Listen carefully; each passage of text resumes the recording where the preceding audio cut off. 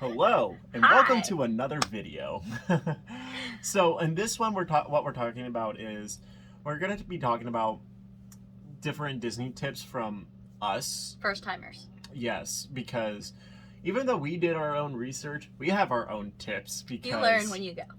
Because we quickly learned that our plans did not work. Yeah. So these are our best 10 Disney tips from Disney first timers. Yes. Now that we've been. So do you want to talk about the first yes. one?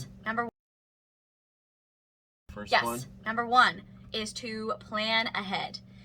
When we say that, Disney isn't just like a regular vacation where you can just kind of go with the flow. I mean, you can, but it's going to make it really hard. So you don't have to plan like to the second, but you do need to have an idea of what you want to do each day. Just for the simple fact that you have to make your reservation 60 days in advance.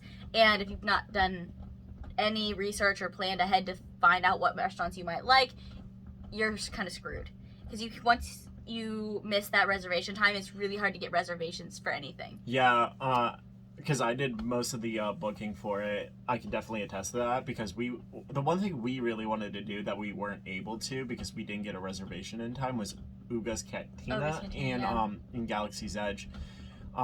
We tried. I did everything right, and yet I still didn't get it. So especially now with the new COVID guidelines about how you have to reserve what park you want to be in that day, you definitely have to plan ahead. It's not just kind of like we booked a Disney trip and now we're leaving. No, you definitely need to. You need to have a plan of what you're gonna do on which day, because I feel like for us it was like overwhelming on what we could do. And we didn't do the best on... And you don't end up doing as much as you want to do because you didn't plan. We didn't have any regrets, though. No. I don't think we did. It was still a good trip, but like we're definitely doing that for our trip next year. Learn from our mistakes. Yes, we're learning from our own mistakes. So, number 2. Stay on property. This is a big one. Because... We were looking at, even this past trip, we were looking at like staying off property versus on property, and it's not worth it. It doesn't make sense for us because we have to fly in, and if you live in Florida, maybe it's different for you, but for us, we would either have to rent a car, which would be costly, and then pay for parking, or pay for an Uber every day, and we just didn't want to do that. And yeah, there's different hotels that are like not on property that are like Disney hotels. I feel like those are okay, like Swan and Dolphin, the Marriott Hotel that's there, the Holiday Inn that's there near Disney Springs. I feel like those are okay, but it's not. I know a lot of people say like, oh, it's cheaper. When you think about it, because you're gonna have to pay for rent a car or an Uber, and then you have to pay for parking if you rent a car, it's actually about the same to just stay on Disney property. And the free transportation within the Disney parks makes it so much easier to maximize time on your trip. Even with the Magical Express ending, even though like Disney hasn't made like anything official, I feel like there is gonna be transport from the Orlando airport to Disney property that it is going to be like a set fee for your party. It's so much easier to stay on property. Or just Uber. Yeah. It's like what, a $20 to $30 Uber ride, and in Ubers, everybody that we've had that we Orlando has been great. It's been great. We haven't had any problems. Let us know if you actually had problems, or comment on your Uber experience down in Orlando. We would love to know. So number 3 kind of goes with number 1, and that is to do your research. Disney is a lot, and if you do not do any research on what you want to do, you're going to end up missing out on a lot. Yeah. So, and you don't have to do a ton of research, but at least have an idea. Like if you want to go eat and do things, you want to know what each restaurant's going to offer, how hard it is to get a reservation, the cost of things, how much time it's going to take you to get in. You need to do your research ahead of time. You can't just kind of wing it. Yeah, because there are restaurants on property that you do require a reservation. It may not be perfect for you because we've heard horror stories of Disney restaurants and people just not having a good experience there, and that happens. Disney World isn't perfect. Everybody's human. We all have bad days.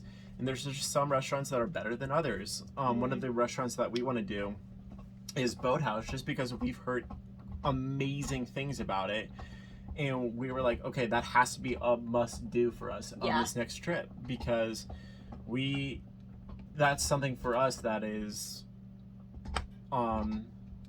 what's the word I'm looking for here, because I cannot think. I have no idea.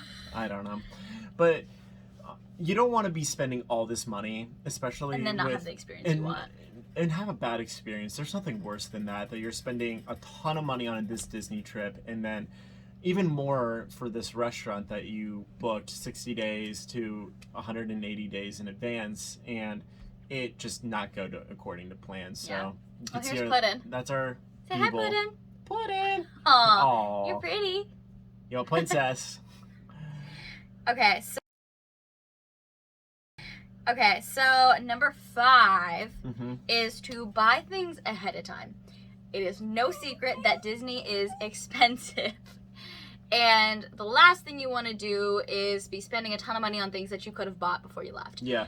This kind of goes with planning ahead. So things like ponchos. I was going to say ponchos. Oh my. Ponchos. I made like a little emergency kit that I'll do a separate video on, like Tylenol and things, because they're more expensive at the hotels. Anything that you think might cause you to buy something that you could have bought ahead of time, just do it before you leave. That also goes for food, because you can buy like groceries and stuff there. But the free delivery service for there's groceries. there's free delivery service. I'm sorry, she wants attention, and I have to pet her, or she's gonna keep whining.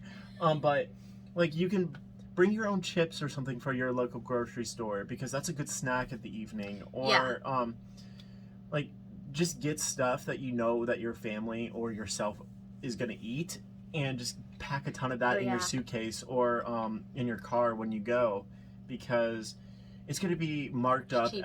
Much cheaper to bring it with you. Yeah, it's gonna be marked up at Disney World, and there's no second.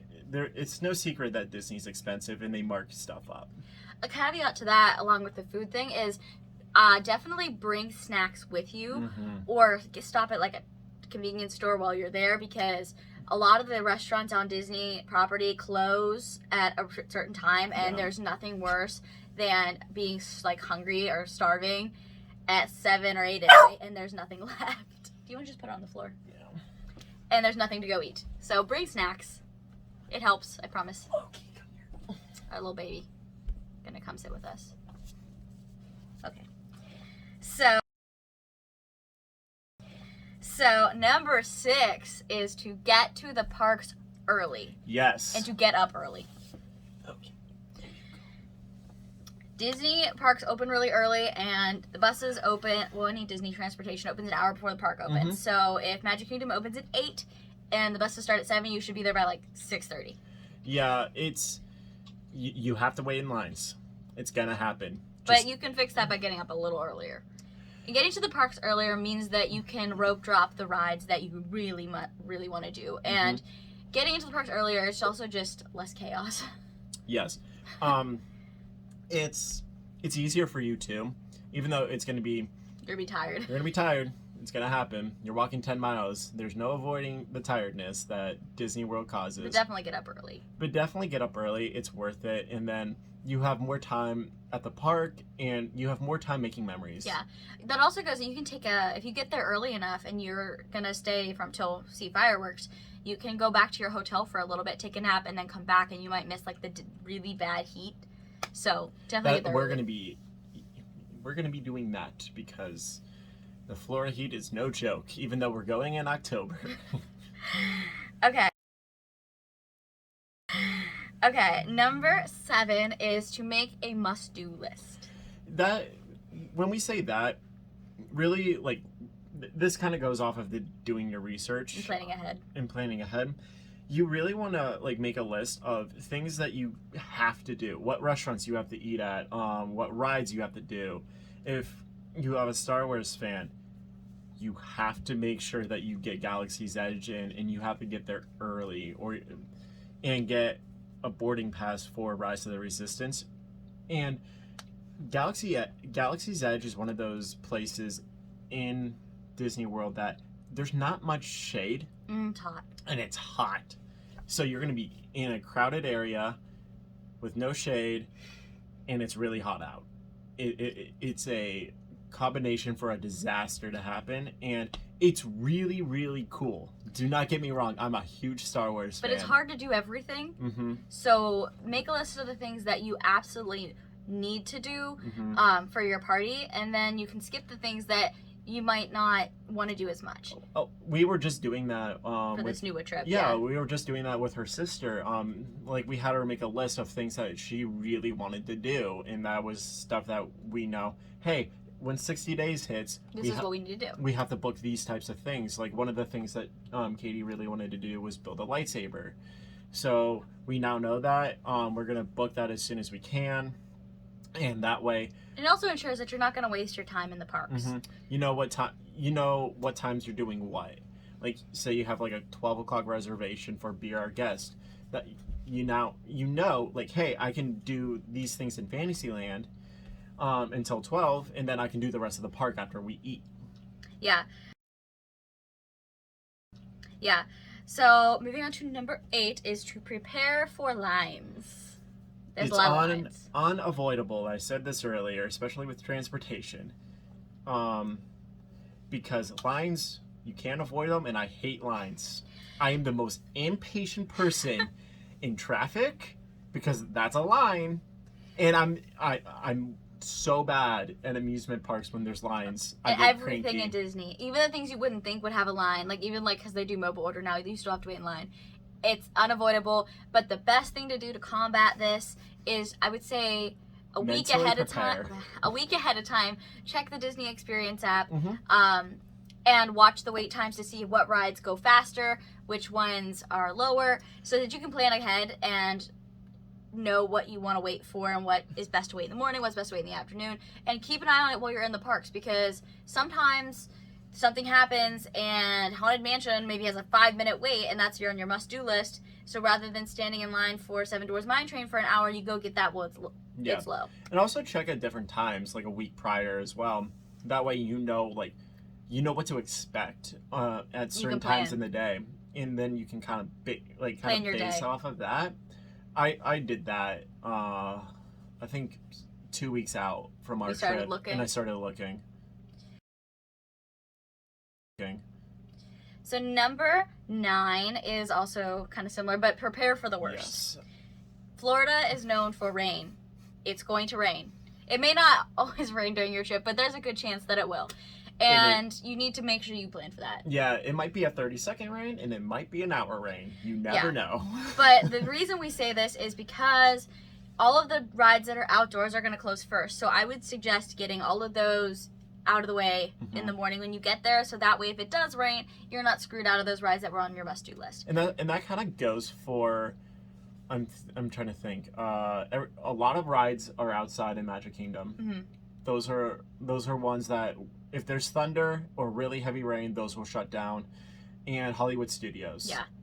And Animal Kingdom. Those are the 3 parks you have to worry about. Epcot, you don't have to worry about at all. All the rides there are inside. So you're going to get drenched waiting in line. It's okay. But that's okay. You know what? You're on vacation. You're with your loved ones or your friends. And you know what? Just have fun with it. And in addition to preparing for not just the rain, but for emergency situations, like I said, I think in one of their previous ones, we made a little emergency bag. I will do a whole video on what I put in there. But prepare for things because you never know what's going to happen. I like Tide sticks, Tylenol, because the biggest thing for that one is all of the first aid things are right when you enter the park, and if you are at the bottom of the park and you suddenly get a headache, you're not going to want to walk 20 minutes to the other side of the park to get Tylenol. No. And Mandy actually had a heat rash. So like kind of prepare for that. If there's someone who's really sensitive to the heat, kind of like prepare for that potentially getting heat rash, like get a kit together for that, and that way they're more comfortable in the park. Like it won't ruin your trip. Mandy's wasn't that bad. It wasn't that bad. I'm sure it was like uncomfortable for her because I don't know how she felt, but just prepare for the unexpected because things happen in Disney. It is part of the real world. So I feel like that also goes for like people. Like you're gonna interact with all sorts of people, and sometimes people can be bad. Beware of should know. strollers. Stroller people. Nothing against bringing a stroller to Disney. It's an ongoing joke. But the strollers, they kind of take up a lot of the space, and you got to be really careful because sometimes it's real easy to get run over by a stroller. Yeah. So just pay attention. Pay attention to where you're going. What do you? Oh, you want me to hold your bell? The last one we have is kind of contradictory, but once we explain it's not. But to allow time for fun. Yes. Though we tell you to plan ahead and to plan your days, we also don't overplan. Because if you plan every second down to like the max, you're not gonna allow time for those little moments of like Disney magic that you really are paying for. Yeah, like just being able to like have a pool day with your family, or to go to a water park, or to visit different resorts, or to go to Disney Springs. Honestly, Disney Springs was like one of our favorite parts. Yeah, it was one of our favorite parts. Of just we had like an entire night of just like kind of bouncing around the different shops and restaurants to Disney Springs, and that's a memory we're always gonna have. And not to mention, if you plan too much, especially inside the parks, you could, if you're planning to ride all these rides and you're bouncing from ride to ride, which is totally fine if that's what you're there for, but if you're doing that and you really want to see characters, you might miss a character cavalcade. And you're not going to see the characters. Or a really cool interaction with any of the characters. Like, even while the cavalcade's going on right now, it might be different when you're watching this video, but we had really cool interactions. Yeah. And it was completely unplanned. So allow time, though you do need to plan ahead, don't plan too much because you want to allow time for some fun and some Disney magic. Yeah, definitely. And I think that's all of our tips. Yeah. So comment your best tips down below. Be sure to subscribe and like the video and subscribe to the channel. And let us know if you want more tips too. We have a lot more. Oh, we have so many. And we'll see you guys in the next one. Bye.